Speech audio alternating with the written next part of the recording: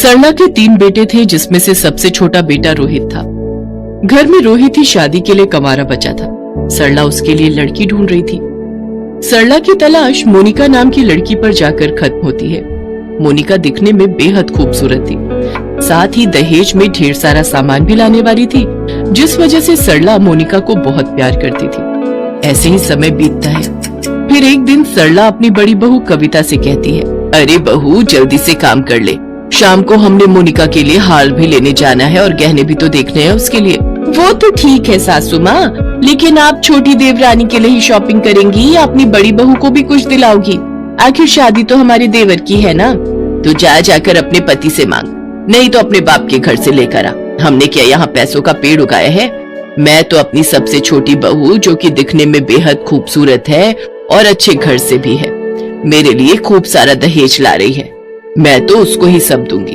तूने तो मेरे लिए किया ही क्या है?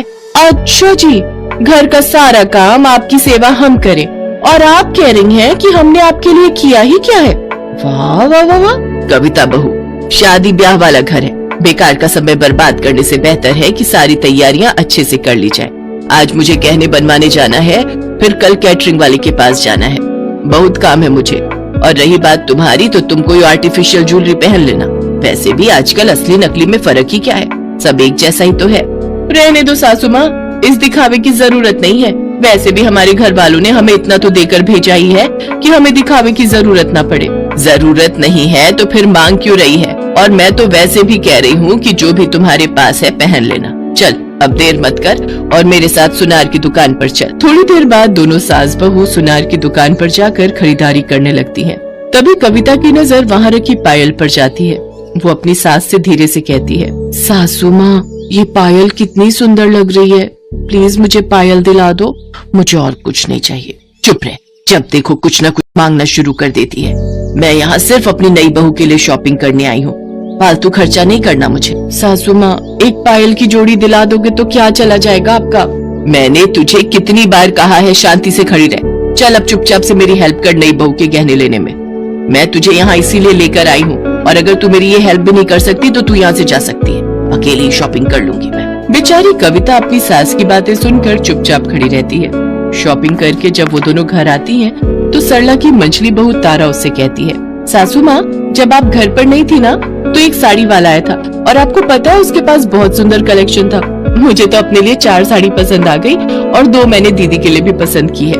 अरे वाह। अब तुम दोनों मुझे एक बात बताओ, शादी तुम दोनों की है या मोनिका की? हमें पता है सासू माँ कि मोनिका और देवर जी की शादी है, लेकिन हम दोनों भी तो उसकी जेठानियां हैं, तो हमारा सुंदर दिखना भी तो जरूरी है। शादी से 2 दिन पहले मैं तुम दोनों को एक साड़ी दिलवा दूंगी, लेकिन फिलहाल के लिए मुझे कोई फालतू खर्चा नहीं करना है। तो तारा बहू कल तू उस साड़ी वाले को बुला ले। और हाँ, दोनों एक बात कान खोलकर सुन लो, कल की साड़ी कलेक्शन मैं सिर्फ मोनिका बहू के लिए ही लूंगी, और तुम दोनों को मेरी मदद करनी होगी तो सिर्फ इतना करना कि साड़ी पसंद करवाने में मेरी मदद कर देना। ये कहकर सरला अंदर चली जाती है। उसकी बातें सुनकर तारा और कविता को बहुत गुस्सा आता है। फिर वो दोनों किचन में खाना बनाने के लिए चली जाती हैं और खाना बनाते हुए आपस में बातें करते हुए कहती हैं, कविता दीदी कुछ ज्यादा ही नहीं हो रहा सासू माँ का? वही तो, अपनी तो कोई वैल्यूज नहीं है, सारा दिन काम हम करें और जो अभी आई ही नहीं है उसके लिए सासू माँ कितनी पागल हो रही है। अभी ये हाल है तो जब वो घर पर आ जाएगी तो हमारी तो कोई इज्जत ही नहीं करेगा। मैं तो कहती हूँ उस मोनिका की वजह से सासू माँ की ऐसी बेइज्जती हो कि सब देखते ही रह जाए, तब तो ये सब धरा का धरा ही रह जाएगा। वैसे मेरे दिमाग में एक जबरदस्त आइडिया है, अगर सब कुछ प्लान के अकॉर्डिंग ही हुआ तो फिर तो मजा ही आ जाएगा। अच्छा ऐसी भी क्या बात है, मुझे भी तो बताओ। अच्छा ठीक है सुन। कविता तारा को सारा प्लान बताती है। कुछ दिन बीत जाते हैं और शादी वाला दिन भी आ जाता है। कविता और तारा दोनों सज धज कर बारात में जाने के लिए तैयार हो जाती हैं। बारात मोनिका के घर पहुंचती है। मोनिका भी लाल जोड़े में लिपट कर मंडप में आ जाती है। मोनिका के गहने देखकर सभी मेहमानों के होश उड़ जाते हैं। सरला ने बहुत ही भारी भरकम जेवर अपनी सबसे छोटी बहू के लिए बनवाए थे, लेकिन कविता और तारा को ये देखकर बहुत जलन होती है और आखिरकार मोनिका और रोहित की शादी हो जाती है। मोनिका शादी करके अपने ससुराल आती है तो सरला कहती है, ये है मेरी मोनिका बहू, जो दिखने में मेरी दोनों बहुओं से ज्यादा खूबसूरत है। और शादी में जो गहने मैंने दिए हैं वो तो इसकी खूबसूरती पर 4 चांद लगा रहे थे। ओले मेरी प्यारी बहू अब थक गई होगी। अरे ओ दोनों बहुओं, मेरी छोटी बहू के लिए कुछ खाने के लिए बना दो, और मोनिका बहू तू अपने कमरे में जाकर आराम कर, तब तक ये दोनों कुछ बना कर ले आएंगी तुम्हारे लिए।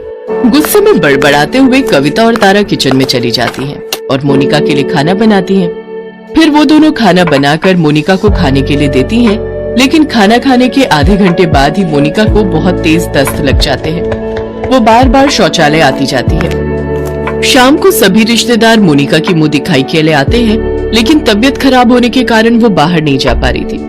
ये देखकर सरला बहुत गुस्सा होती है और वो मोनिका से जाकर कहती है, ये सब क्या है मोनिका? सब रिश्तेदार तेरी मुंह दिखाई के इंतजार में बैठे हैं और तू है कि बाहर आने का नाम ही नहीं ले रही। सासू माँ मुझे माफ कर दो, लेकिन मैं बाहर नहीं आ सकती। लेकिन हुआ क्या है? सासू माँ मेरी तबीयत बिल्कुल भी ठीक नहीं है, मुझे दस्त लग गए और बार बार मुझे हल्का होने के लिए शौचालय जाना पड़ रहा है। उधर कविता और तारा अपने कमरों में बैठकर मोनिका को परेशान होता देख इस बात का आनंद ले रही होती हैं। वो दोनों आपस में मोनिका की हालत को लेकर बातें कर रही होती हैं कि तभी वहाँ सरला आ जाती है और उन दोनों की सारी बातें सुन लेती है। ओह, तो ये सब तुम दोनों का किया धरा है। बेशर्मो, तुम दोनों को जरा भी शर्म नहीं आई ये सब करते हुए? इस मोनिका ने तुम दोनों का क्या बिगाड़ा था? अरे नाराजगी तो मुझसे थी, इसकी सजा मुझे दे देती, लेकिन उस बेचारी के साथ ऐसा क्यों किया? उसने तो कभी तुम दोनों के बारे में कभी कुछ गलत नहीं कहा। तुम दोनों को कोई अंदाजा भी है तुम्हारी इस हरकत की वजह से उस बेचारी की तबीयत कितनी ज्यादा खराब हो गई है? इसके बाद सरला मोनिका की मुंह दिखाई कुछ दिनों के लिए टाल देती है और डॉक्टर को बुलाकर मोनिका को दवाई दिलवाती है। हफ्ते भर बाद मोनिका पूरी तरह से ठीक हो जाती है। कविता और तारा को अपनी गलती का एहसास होने लगता है और फिर वो दोनों मोनिका से माफी मांगती हैं। फिर वो सभी हंसी खुशी एक दूसरे के साथ रहती हैं।